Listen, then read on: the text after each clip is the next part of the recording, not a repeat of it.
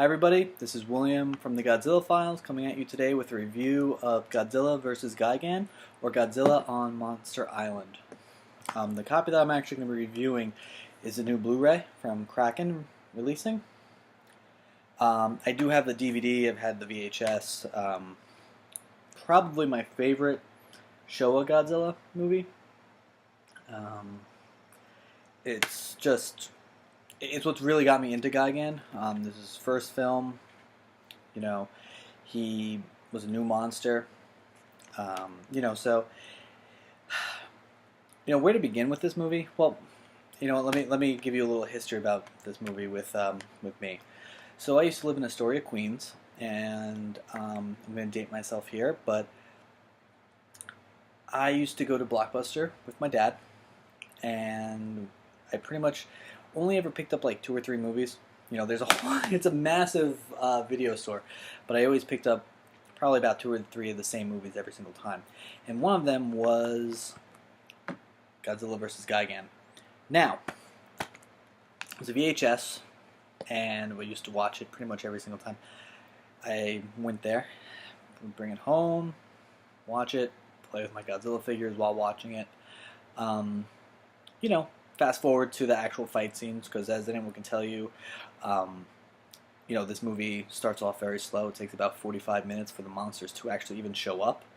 So as a kid, I was probably playing with my Godzilla figures while all the humans were doing their thing.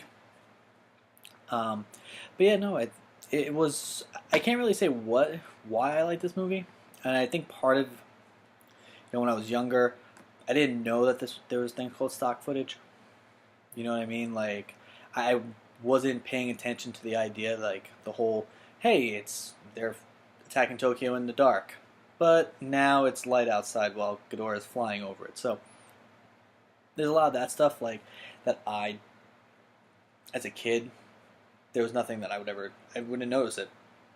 Now, going back and looking at it, I do know there are better films in the Showa film series, but this one's my favorite. And it's a pretty interesting film. I mean, in the 70s, they were all kind of unique in many ways. This one came right after Hedorah, or Smog Monster. And that one is very strange. This one continues that, about a comic book artist trying to find a job. Gets a job at an alien amusement park for kids.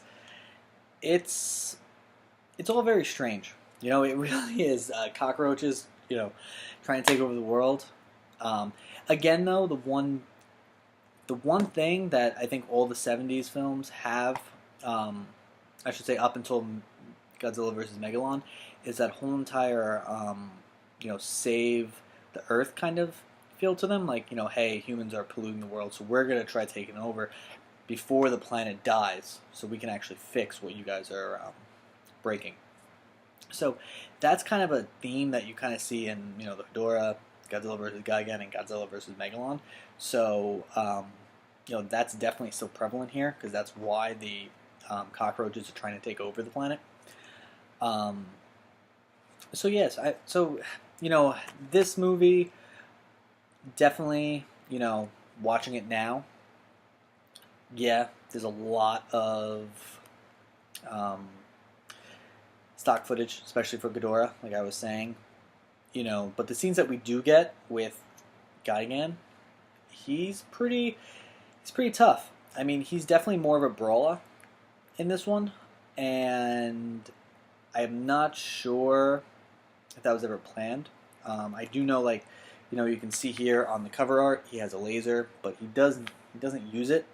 I know in video games and also in Godzilla Final Wars, he does finally use an attack like that, but in the movie he doesn't. The other big thing about this film, and the thing that kind of always blew my mind, especially when I first saw it, and I remember this vividly, was Gigan makes Godzilla bleed. And that was something, as a kid, you just couldn't believe it. I think that might have had to be the first time I've ever seen him bleed. So that was pretty shocking, and I think that kind of told you where Gigan stood when it came to fighting and everything like that. Um, so some firsts in this film like that, and I think it was pretty. Like I said, I think it was pretty shocking. Um,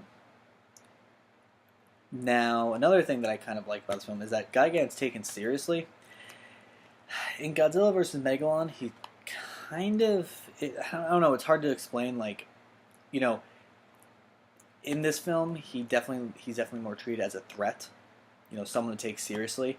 But then when you get to the next film over, he's kind of lost that edge to him for some reason. But I think that's also part of the whole series, kind of bottoming out a little bit, and I don't think anyone was taken very seriously in the next film. So, I think that's kind of also part of it. And also, the reason why I like this one the best is also, even in Godzilla Final Wars, I don't think Gigan's treated correctly. He just is so dumb through that whole entire film. It's kind of frustrating. It's cool to see him, but I almost wish he wasn't there because I think he kind of became a joke throughout the whole entire film, like almost like a lackey. So, this is definitely the definitive edition for Gigan. If you ever want to know what Gigan's about, this is definitely the movie to go see. So just some things about, one, I have the Blu-ray release. Very good picture quality, surprisingly. There aren't really any special features. Most people that get these, DVDs, especially here in the United States, pretty much understand that we're lucky if we get even a trailer, which I believe this one does give you a trailer for. I don't really care. I watch these, and I watch these just to kind of enjoy myself. I do listen to the English dub, so I don't really use the subs. It's not something I grew up with. So, and the way I like watching these films, I don't want to have to, as weird as it sounds, pay attention. Like, I can put this on when I'm doing other things in my room and just enjoy it, pay attention to it, come back to it a little bit. It's just something I really do like having on in the background. And if I did subtitles, it just doesn't work that way. I would have to be forced to pay attention. But yeah, definitely one of my favorites in the Godzilla Showa series.